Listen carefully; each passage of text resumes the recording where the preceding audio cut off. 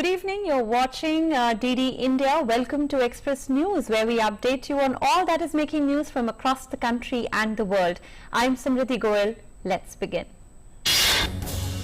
President Ramnath Kovind today graced and addressed the concluding ceremony of the Diamond Jubilee celebrations of the Captain Manoj Kumar Pandey UP Sainik School in Lucknow. The President also unveiled the statue of Dr. Sampurnanand, former Chief Minister of Uttar Pradesh, inaugurated an auditorium named after Dr. Sampurnanand and laid foundation stones for projects. Speaking on the occasion, the President said that Captain Manoj Kumar Pandey UP Sainik School is the first Sainik school established in the country. He was happy to note that the school is also the first Sainik school which started providing education to girls. Prime Minister Narendra Modi will dedicate the renovated complex of Jallianwala Bagh Smarak to the nation tomorrow via video conferencing. He will also inaugurate the museum galleries developed at the Smarak in Amritsar. The event will also showcase the multiple development initiatives taken by the government to upgrade the complex. Information and Broadcasting Minister Anurag Singh Thakur and Culture Minister G. Kishan Reddy inaugurated an e-photo exhibition on the making of the Constitution and virtual film poster exhibition titled Chitranjali at 75 in New Delhi today. A collage of films related to making of the Indian Constitution and Azadi spirit were also launched on the occasion. Speaking at the event, IMD Minister Anurag Thakur said, through the e-photo exhibition, the youth of the country will be able to understand the rights and duties mentioned in the Constitution. He said cinema is a reflection of our society and Indian cinema has played a vital role in the depiction of society as well as to take the message of reform to the public. IMD Minister, Youth Affairs and Sports Anurag Singh Thakur presented the first copy of the book titled Reflecting, Recollecting, Reconnecting to the Vice President M. Venkaiah Naidu at the UP Rashtrapati Bhavan Niwas today. The book, brought out the Publications Division of the Information and Broadcasting Ministry, chronicles the Vice President's fourth year in office. Ministry of External Affairs spokesperson Arindam Bakshi today said that India seeks a prosperous and peaceful Afghanistan and evacuations are ongoing amid the security threat in Kabul. He said the government of India was also coordinating on evacuation with other agencies and was in touch with various parties on the matter. On evacuations, the MEA said that 550 people, including over 260 Indian nationals, have been evacuated from Afghanistan through 6 flights, adding the situation on the ground is uncertain in Afghanistan. The MEA said that the primary concern is currently security and safety of the people. Speaking at the 5th IET Innovators Industry Meet in Delhi today, CDS General Bipin Rawat has said that the pervasiveness of information and pace of technological change is transforming the very character of warfare and providing innovative ways to execute new forms of warfare in non-contact domain in particular. Minister of State for Home Ajay Kumar Mishra today chaired the meeting of the Committee of Eminent Freedom Fighters in New Delhi. He said the government is committed to the welfare of the freedom fighters. Mishra emphasized that the government is taking all possible steps to provide them the best of facilities. Defence Minister Rajnath Singh today asserted that technology plays an important role in terms of the country's safety and overall human development. Rajnath Singh said it is not possible to make India a superpower without advanced or niche technology. In order to promote electric vehicles in the country, Minister for Power R.K. Singh has written to all union ministers and chief ministers to join the centre's initiative on transformative mobility. The 5th World Conference of Speakers of the Parliament will be held from 7th to 8th September in Vienna, Austria. Lok Sabha Speaker Om Birla and Rajya Sabha Deputy Chairman Harivansh will be representing India. In May, Lok Sabha Speaker Om Birla inaugurated the Parliamentary Outreach Programme for the empowerment of Panchayati Raj institutions of the Union Territory of Ladakh. Speaker Om Birla, in his address to Panchayat representatives, Block Development Councillors and Hill Council representatives said greater public participation in development processes helps in strengthening democracy. The Union Minister for Finance, Nirmala Sitharaman, reviewed ongoing externally aided projects in Tripura during a meeting with Tripura's Chief Minister Biplab Dev and senior officials of the state government. Madhya Pradesh becomes the second state after Karnataka to implement the National Education Policy 2020. Chief Minister Shivraj Singh Chauhan announced the implementation of the National Education Policy on Thursday. Tamil Nadu Chief Minister M.K. Stalin said that rupees 317 crore and 40 lakhs will be allocated for the betterment of the Sri Lankan refugees living in the state. A bridge at Jharkhand River on Rani Pokhari Rishikesh Highway collapsed in Dehradun, Uttarakhand. District Magistrate R. Rajesh Kumar has said traffic on the route has been halted. More than 61 crore 22 lakh vaccine doses of COVID-19 have been administered in the country so far under the nationwide vaccination drive. Over 79 lakh 48,000 vaccine doses were administered to the eligible beneficiaries in the country during the last 24 hours. More than 59.86 crore vaccines doses have been provided to states and union territories so far through the Government of India and through direct state procurement category. Furthermore, 17.64 lakh doses are still in the pipeline. More than 4 crore balance and unutilized COVID vaccine doses are still available with the states and UTs to be administered. The recovery of 32,988 patients in the last 24 hours has increased the cumulative tally of recovered patients since the beginning of the pandemic to 3 crore 18 lakh 21,428. Currently, India's recovery rate stands at 97.60%. Sustained and collaborative efforts by the centre and the states and UTs continue the trend of less than 50,000 daily new cases that is being reported for 61 consecutive days now. 44,658 new cases were reported in the last 24 hours. The active caseload is presently 3,44,899 and active cases presently constitute 1.06% of the country's total positive cases. The testing capacity across the country continues to be expanded. The last 24 hours saw a total of 18,24,931 tests being conducted. India has so far conducted over 51.49 crore cumulative tests.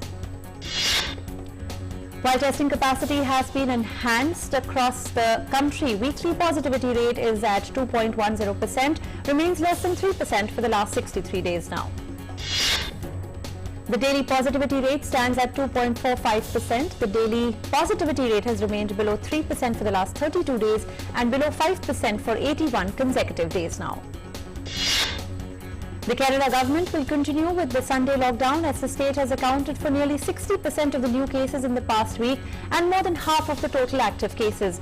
An exemption was given in Sunday lockdown in the last 2 weeks by the Kerala government.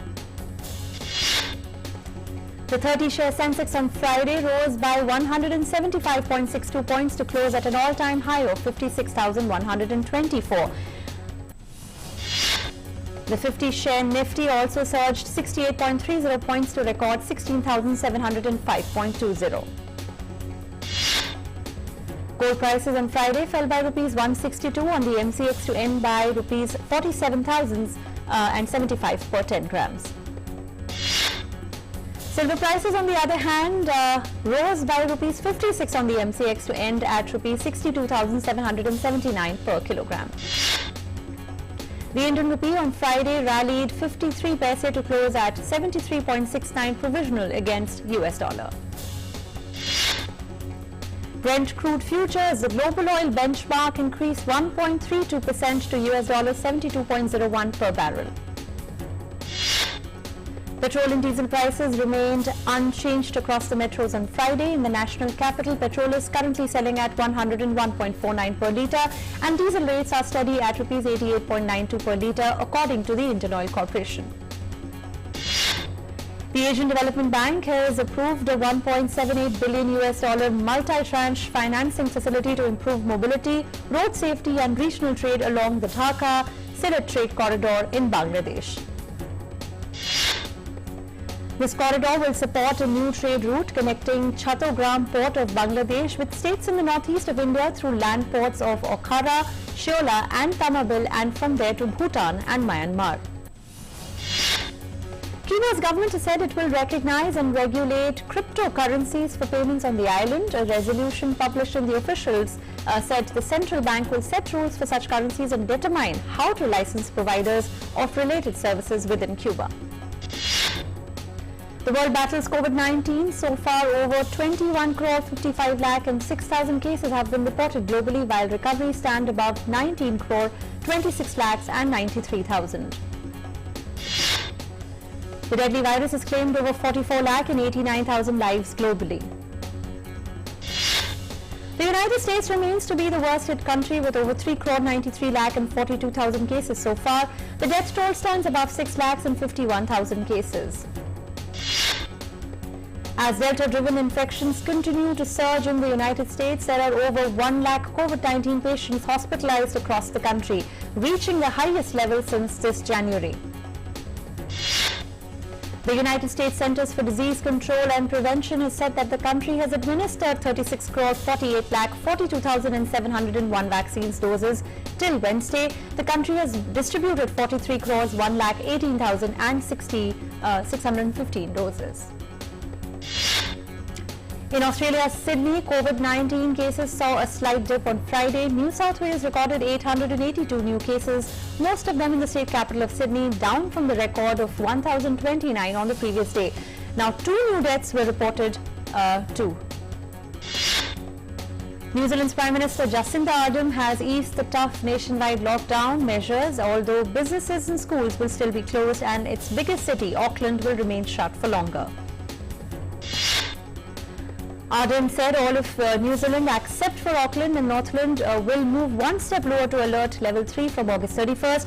Under level 3, businesses can only operate for click and collect or contactless services. Bars and restaurants remain shut except for takeaways. In Greece, hundreds of healthcare workers marched through Athens on Thursday to protest the government's new policy of mandatory vaccinations for those working in the healthcare sector. Healthcare workers who have not had at least one shot of the vaccine by September 1st would be suspended indefinitely from their jobs.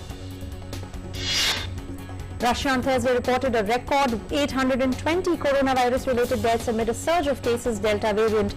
The country reported a total of 19,630 new COVID-19 cases on Thursday. The death toll in Kabul airport blast has risen to over 85. The US military has said that 13 of its service members were killed in the blast. Pentagon Press Secretary John Kirby said there have been at least 2 explosions near a gate at Kabul's airport that resulted in a number of US and civilian casualties. The Afghan affiliate of the Islamic State, ISIS, Khorasan, has claimed responsibility for the attacks. United Nations Secretary General Antonio Guterres condemned the horrific terrorist attack near the airport in Kabul. Guterres also said there are no casualties among UN staff. US President Joe Biden vowed that the United States would hunt down those responsible for the twin explosions at the Kabul airport in Afghanistan. He said he has asked the Pentagon to develop plans to strike back at them. US President Joe Biden has also promised US evacuations would continue. He gave no indication of a change in next Tuesday's US pullout target, though. US flags were lowered to half-mast at the White House and on all public buildings and grounds to mark the deaths of the 13 US troops in a suicide bomb attack in Kabul. White House Press Secretary Jen Psaki said it will not be possible to evacuate every Afghan who wants to get out of the country before the US military withdraws on August 31st. British Home Secretary Priti Patel on Thursday met Afghan evacuees who arrived in London on Thursday. Patel said Britain has managed to remove around 1,000 people a day from Afghanistan after the Taliban seized control of the country. Britain's Prime Minister Boris Johnson on Thursday condemned the attacks on Kabul's airport. He described the attack as barbaric, adding that it had not been unexpected. French President Emmanuel Macron on Thursday said the situation in Afghanistan is profoundly deteriorated. He said France's ambassador in Afghanistan would not remain in the country for security reasons. Australian Prime Minister Scott Morrison has condemned the suicide bomb attack at Kabul airport and added that all its military personnel left Afghanistan before the strike. German Chancellor Angela Merkel on Thursday said Germany will continue to help people who want to leave Afghanistan. A fast-moving wildfire ripped through trees in South Lake Tahoe, California on Wednesday. Video showed firefighters struggle to keep the Caldor fire from spreading. In Bolivia, wildfires have left behind dozens of scorched animals and 600,000 hectares of burnt forest in the Santa Cruz department. Silicon Valley has a new pitch to persuade small companies to pursue robotics. America has seen a surge in sales of robots to big companies. However, this costs them more. So to cut the cost, the big companies are coming up with an idea of renting robots. Under this model, companies can lease robots, install and maintain them, charge factories by the hour or month, cut the risk and initial cost. Though the lease model puts much of the financial burden on robot startups, some high-profile investors are on board. Faced with the loss of 35 hives to the invasive Asian giant hornet, French beekeeper Denis Jaffray knew he had to act quickly to save his bees. Known as the murder hornets, they can eat through an entire hive in a few hours. To tackle the menace, the Brittany beekeeper has come up with a device with a one-way mechanism like a lobster pot to catch the hornets. Originally made from a wooden vine, crate and metal mesh, his traps are now 3D printed in plastic. Attracted by a sugary bait, the hornets get in through a one-way funnel on the contraption, and once inside, they cannot get out. Murder hornets are a big menace in America too. The authorities in Washington are busy killing these giant bee eaters. Washington state has eradicated its first Asian giant hornet nest of the year by vacuuming out 113 worker hornets and removing bark and decayed wood near the nest. In addition to the 113 worker hornets vacuumed out, staff netted another 67 other hornets in the area. The nest itself had nearly 1,500 hornets in various stages of development, the WSDA said in a statement. It looks like a bus that has taken a wrong turning as the vehicle speeds down a slipway into the river Seine, scattering swans and prompting screams from the passengers. But when the splash subsides, the bus floats serenely along the river. This is one of French capital's newest tourist attractions, an amphibious bus that drives along the city and streets and then converts instantly into a river-going pleasure boat. Amphibious tour buses, commonly known as ducks, have been used for years to ferry tourists around other cities in the world. You expect nature when you're on vacation in the countryside, but families in Villetta Barria in the Italian Abruzzo region were surprised when two stags turned up and plonked themselves in the front garden of their holiday rental. Visitors now travel to site to see the herd of deer who seem to take all the attention in their stride. A French graffiti artist's monumental mountaintop project aims to lift people's spirits by helping to recapture the childlike wonder at clouds drifting by. The 1,500 square meter painting Un Nouveau Souffle, which means a new lease of life, by 32-year-old French artist Seip, graces the summit of the Molson Peak in the western Swiss Alps. Using biodegradable paints made from natural pigments such as coal and chalk, it depicts a little boy blowing bubbles in an area known for its clouds, seeking to reflect the link between children's sky gazing, he told Reuters. Lions, penguins and camels were amongst a host of species that were put on the weighing scale on Thursday as London Zoo began its annual animal weigh-in, and zookeepers armed with clipboards and calculators roamed the nearly 200-year-old zoo, tallying weight, height and size of these animals. The information gathered will be shared with other zoos and conservation bodies globally. With at least 20,000 animals calling the zoo home, keepers will spend the rest of the week to complete the weigh-in.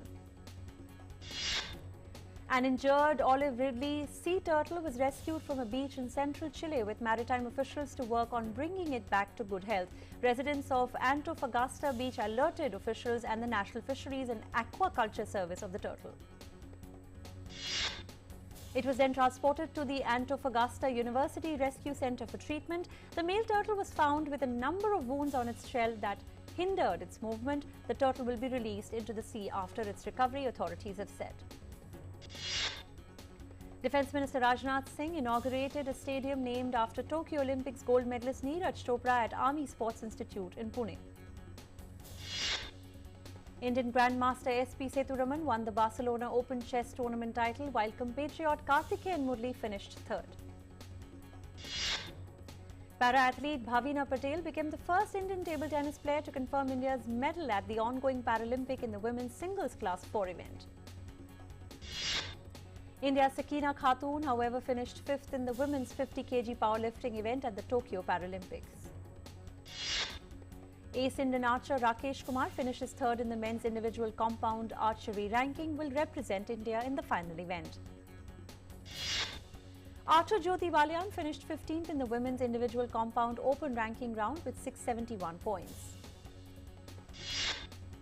India's singles challenge came to an end at the US Open qualifiers after Prajnesh Gunneswaran lost to Eubanks in the second round of the qualifiers. On day 3 of the Headingley Test, England were all out for 432 runs in their first innings against India.